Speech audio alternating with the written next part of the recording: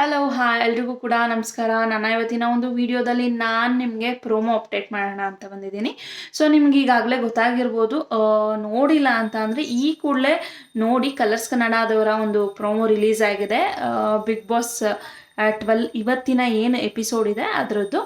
So ರಾಜ cockroach Sudhir ಅವ್ರನ್ನ ಮಾಡಾದ್ಮೇಲೂ ಕೂಡ ಜಗಳ ಶುರು ಆಗಿದೆ ಮನೆಯಲ್ಲಿ.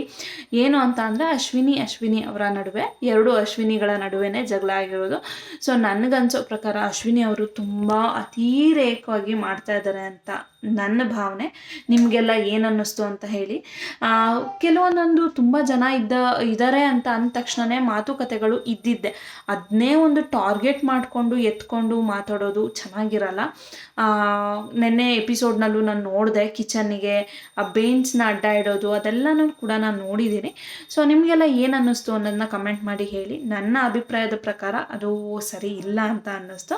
ಹಾಗೆ ಇವತ್ತಿನ ಒಂದು ಪ್ರೋಮೋ ಬಗ್ಗೆನೂ ಕೂಡ ನೀವು ಹೇಳಿ. ಕಾಕ್ರೋಚ್ ಸುಧೀರ್ ಅವರು ಇದ್ದ ಹಾಗೆ ಇವರೆಲ್ಲರೂ ಕೂಡ ಜಗಳಗಳನ್ನ ಶುರು ಮಾಡಿದ್ದಾರೆ. ನಿಮ್ಮ ಅಭಿಪ್ರಾಯ ಏನು ಅನ್ನೋದನ್ನ ಕೂಡ ಹೇಳಿ.